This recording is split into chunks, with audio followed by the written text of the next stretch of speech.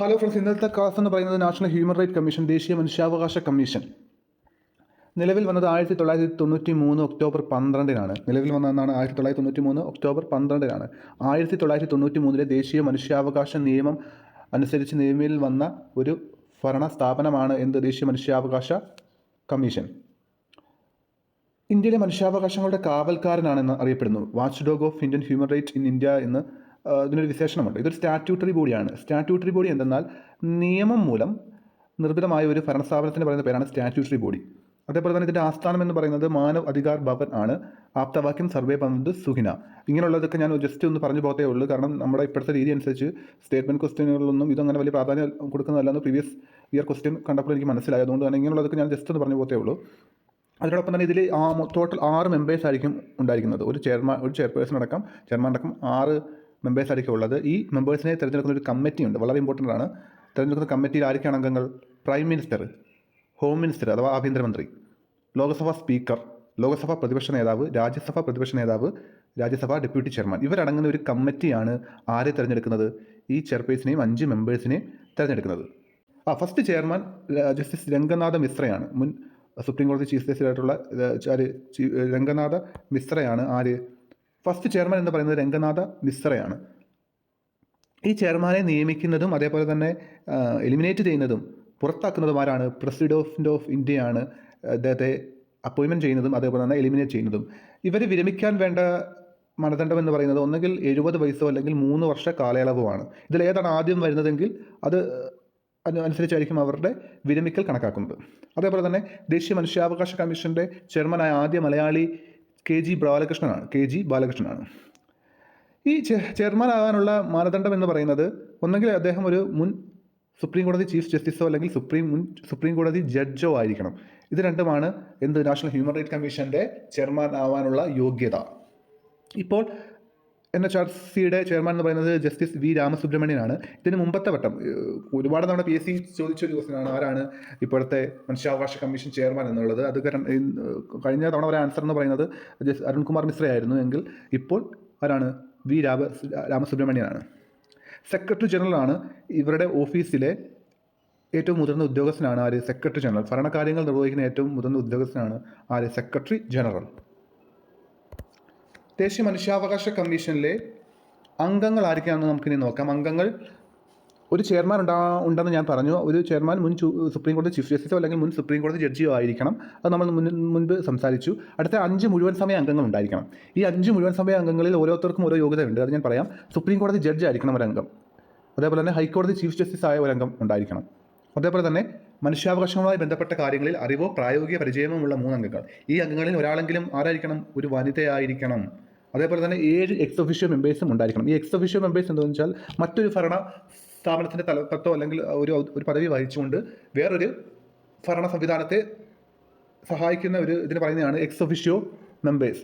അതായിരിക്കണം chairperson of the national commission for scheduled caste, scheduled tribe, minorities, women and backward classes and the chief commissioner for persons with disabilities serve as ex officio members. അപ്പോൾ എന്താണ്? ദേശീയ പട്ടികജാതി കമ്മീഷൻ്റെ chairman, ദേശീയ പട്ടികവർഗ കമ്മീഷൻ്റെ chairman, ദേശീയ ന്യൂനപക്ഷ കമ്മീഷൻ്റെ ചെയർമാൻ, ദേശീയ വനിതാ കമ്മീഷൻ്റെ ചെയർമാൻ, ദേശീയ പിന്നോക്ക വിഭാഗ കമ്മീഷൻ ചെയർമാൻ, അതുപോലെ തന്നെ chief commissioner of person with disabilities, അംഗപരിമിതരുടെ ചീഫ് കമ്മീഷണർ. ദേശീയ മനുഷ്യാവകാശ കമ്മീഷൻ്റെ ചുമതലകളാണ് അടുത്ത് നോക്കാൻ പോകുന്നത്. ചുമതലകൾ എന്തൊക്കെയാണ്? മനുഷ്യാവകാശ ലംഘനമായും ബന്ധപ്പെട്ട് ഇരയോ അല്ലെങ്കിൽ ഇരയ്ക്ക് വേണ്ടി ഏതെങ്കിലും ഒരു വ്യക്തി സമർപ്പിച്ച നിവേദനത്തിന്മേലോ അല്ലെങ്കിൽ ഏതെങ്കിലും കോടതിയുടെ നിർദ്ദേശത്തിന്മേലോ ഉത്തരവിന്മേലോ അന്വേഷണ വിചാരണ നടത്തുക. അതായത് നമ്മൾ കേസ് കൊടുക്കണമെന്നില്ല. മനുഷ്യാവകാശ കമ്മീഷന് സ്വയം ഇതിൽ കേസ് എടുക്കാനും അതേപോലെ അതിൻ്റെ മേൽ അന്വേഷണം വിചാരണ നടത്തുവാനുള്ള എല്ലാ അധികാരങ്ങളും ഉണ്ട്. അടുത്തെന്താണ്? കോടതിയുടെ അംഗീകാരത്തോടെ കോടതിയുടെ മുമ്പാകെ തീർപ്പാക്കാതെ ഇരിക്കുന്ന മനുഷ്യാവകാശ ലംഘന ആരോപണവുമായി ബന്ധപ്പെട്ട് ഏത് നടപടിയിലും ഇടപെടുക. ഏതെങ്കിലും ജയിലോ അല്ലെങ്കിൽ സംരക്ഷണത്തിനായി വ്യക്തികളെ തടഞ്ഞു വെച്ചിട്ടുള്ളതോ പാർപ്പിച്ചിട്ടുള്ളതോ ആയ സംസ്ഥാന സർക്കാരിൻ്റെ മറ്റ് സ്ഥാപനങ്ങളോ അവിടുത്തെ അന്തേവാസികളുടെ ജീവിതാവസ്ഥകൾ പഠിക്കുന്നതിനായി സന്ദർശിക്കുകയും അതിന്മേൽ സർക്കാരിന് ശുപാർശ നൽകുകയും ചെയ്യുക. നമുക്കെല്ലാം കണ്ടു, ഈ ആക്ഷൻ ഹീറോ ബിജു എന്ന് പറഞ്ഞ സിനിമയ്ക്കകത്ത് ലോക്കപ്പിൽ കിടക്കുന്ന പ്രതികളെ നിവിൻ പോളി മർദ്ദിക്കുന്നു എന്ന് പറഞ്ഞൊരു മനുഷ്യാവകാശ ഇതിലെ അംഗം ഒന്ന് സംസാരിക്കുന്നത് നമുക്ക് കാണാം. അതുപോലെ തന്നെ ആ സെയിം സിനാരിയോനാണ് ഇവിടെ ഇവർ പറഞ്ഞിട്ടുള്ളത്. എന്താണ് ഏതെങ്കിലും ജയിലിലോ അല്ലെങ്കിൽ വ്യക്തികളെ പാർപ്പിച്ചിട്ടുള്ളിടത്തോ ഉള്ള സ്ഥലങ്ങളിൽ അവിടെ മനുഷ്യാവകാശ ലംഘനങ്ങൾ നടക്കുന്നുണ്ടോ എന്നിവ ചെക്ക് ചെയ്യാനും ഉണ്ടെങ്കിൽ അത് സർക്കാരിന് ബോധിപ്പിക്കാനുള്ള അവകാശം ആർക്കുണ്ട്? ദേശീയ മനുഷ്യാവകാശ കമ്മീഷനുണ്ട്. മനുഷ്യാവകാശങ്ങളുടെ അനുഭവാവകാശം തടയുന്ന ഭീകരപ്രവർത്തനം ഉൾപ്പെടെയുള്ള ഘടകങ്ങൾ പുനരവലോകനം ചെയ്യുകയും ഉചിതമായ പരിഹാര നടപടികൾ ശുപാർശ ചെയ്യുകയും ചെയ്യുക. അതിനോടൊപ്പം തന്നെ വേറെന്താണ്? മനുഷ്യാവകാശങ്ങളെക്കുറിച്ചുള്ള ഉടമ്പടികളും മറ്റ് അന്താരാഷ്ട്ര പ്രമാണങ്ങളും പഠിക്കുകയും അവ ഫലപ്രദമായി നടപ്പിലാക്കുന്നതിനുള്ള ശുപാർശകൾ നൽകുകയും ചെയ്യുക.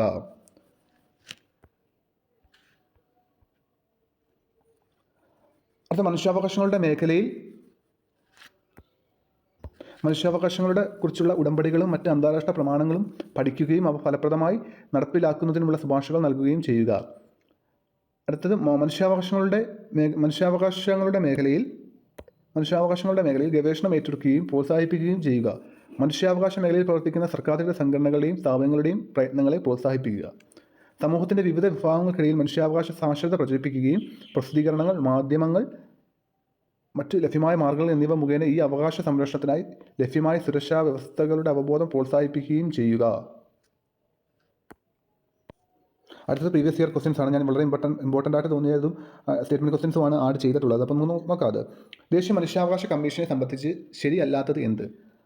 മനുഷ്യാവകാശങ്ങളെക്കുറിച്ചുള്ള ഉടമ്പടികളും മറ്റ് അന്താരാഷ്ട്ര നിയമങ്ങളും അവ ഫലപ്രദമായി നടപ്പിലാക്കുന്നതിനുള്ള ശുപാർശകൾ പഠിക്കാനും നൽകാനുമുള്ള അധികാരം. ഇന്ത്യയിലെ പൗരന്മാരെ മനുഷ്യാവകാശങ്ങളെക്കുറിച്ച് ബോധവൽക്കരിക്കാനുള്ള ചുമതല. ദേശീയ മനുഷ്യാവകാശ കമ്മീഷൻ്റെ അധ്യക്ഷൻ മുൻ ചീഫ് ജസ്റ്റിസ്, മുൻ ഹൈക്കോടതി ചീഫ് ജസ്റ്റിസ്, മുൻ സുപ്രീം കോടതി ജഡ്ജി എന്നീ പദവികൾ വഹിച്ചിട്ടുള്ള വ്യക്തിയാകാം. മനുഷ്യാവകാശ മേഖലയിൽ ഗവേഷണം നടത്താനും പ്രോത്സാഹിപ്പിക്കാനുമുള്ള അധികാരം. അപ്പോൾ ഏതാണ് ആൻസർ? ഇതിൽ തെറ്റായിട്ടുള്ളത് ഏതാണ്? തെറ്റായിട്ടുള്ളത് ഈ സി ഓപ്ഷനാണ് തെറ്റായിട്ടുള്ളത്. കാരണം എന്താണെന്ന് വെച്ചാൽ ദേശീയ മനുഷ്യാവകാശ കമ്മീഷൻ അധ്യക്ഷനാവാനുള്ള യോഗ്യത എന്താണ്? ഒരു മുൻ ഇന്ത്യൻ സുപ്രീം കോടതി ചീഫ് ജസ്റ്റിസിനോ അല്ലെങ്കിൽ സുപ്രീം കോടതി ജഡ്ജിക്കോ മാത്രമേ കഴിയൂ. ഒരു ഹൈക്കോടതി ചീഫ് ജസ്റ്റിസിന് കഴിയില്ല. അപ്പം അതിൻ്റെ സി ആണ് ഇതിലെ തെറ്റായിട്ടുള്ള ഓപ്ഷൻ. അടുത്ത ക്വസ്റ്റ്യനിലേക്ക് പോകാം. ദേശീയ മനുഷ്യാവകാശ കമ്മീഷനുമായി ബന്ധപ്പെട്ട് താഴെ പറയുന്നവയിൽ നിന്ന് ശരിയായ ഉത്തരം തിരഞ്ഞെടുക്കുക. കമ്മീഷൻ അംഗങ്ങളായി തിരഞ്ഞെടുക്കുന്നവർക്ക് കാലാവധി വ്യത്യാസമില്ലാതെ 70 വയസ്സ് വരെ പദവിയിൽ തുടരാവുന്നതാണ്. നിലവിൽ കമ്മീഷൻ്റെ അധ്യക്ഷൻ 2021 നിയമിതനായ ജസ്റ്റിസ് അരുൺകുമാർ മിശ്രയാണ്. പറഞ്ഞവയിൽ എയും ബിയും ശരിയല്ല. ശരിയാണ്. അപ്പോൾ നമുക്ക് ഓപ്ഷനിലേക്ക് പോകാം. കമ്മീഷൻ അംഗങ്ങളായി തിരഞ്ഞെടുക്കുന്നവർക്ക് കാലാവധി വ്യത്യാസം ഇല്ലാതെ 70 വയസ്സ് വരെ ആ പദവിയിൽ തുടരാവുന്നതാണ്. അല്ല, ഒന്നെങ്കിൽ 3 വർഷമോ അല്ലെങ്കിൽ 70 വയസ്സോ ആണ്. അപ്പം ഈ ഓപ്ഷൻ എന്താണ്? തെറ്റാണ്. അതേപോലെ തന്നെ നിലവിൽ കമ്മീഷൻ്റെ അധ്യക്ഷൻ ജസ്റ്റിസ് നിയമിതനായ അരുൺകുമാർ മിശ്രയാണ്. ഇപ്പോൾ വി സുബ്രഹ്മണ്യനാണ്. ഇത് അന്ന് ചോദിച്ചപ്പോൾ ജസ്റ്റിസ് അരുൺകുമാർ മിശ്ര ആയിരുന്നു.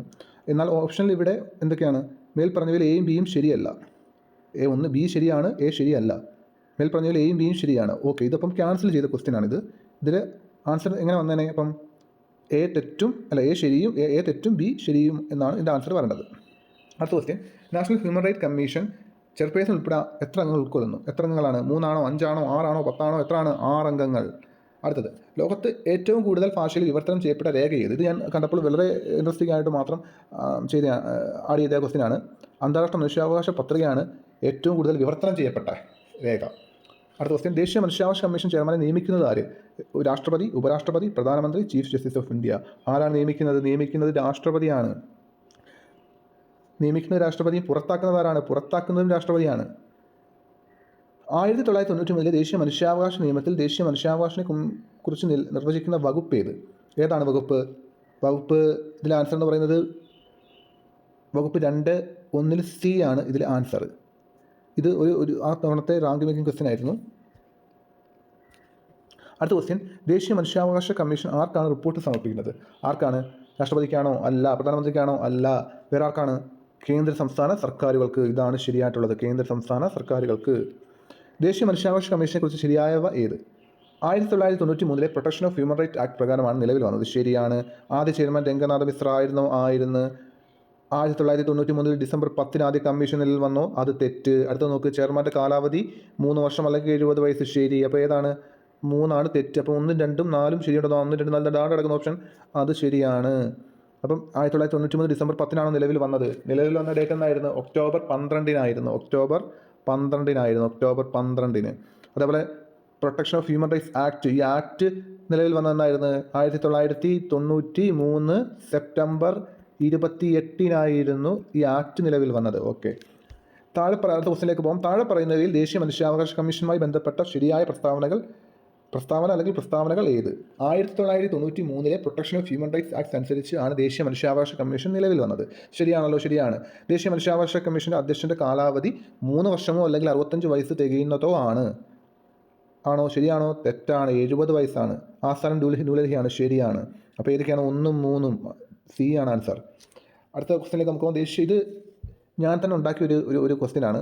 നിങ്ങളിതിൻ്റെ ആൻസർ ഇത് വായിച്ചിട്ട് നിങ്ങൾ കമൻറ്റായിട്ട് ആൻസർ കമൻറ്റ് ചെയ്യും. ഓക്കെ. അതിൻ്റെ ക്വസ്റ്റ്യൻ ആണ്: ദേശീയ മനുഷ്യാവകാശ കമ്മീഷനെ തിരഞ്ഞെടുക്കുന്ന കമ്മിറ്റിയിൽ പെടാത്തതാര്? കമൻറ്റ് ചെയ്യൂ. അപ്പോൾ നമുക്ക് അടുത്ത ക്ലാസ്സുമായിട്ട് പിന്നീട് കാണാം.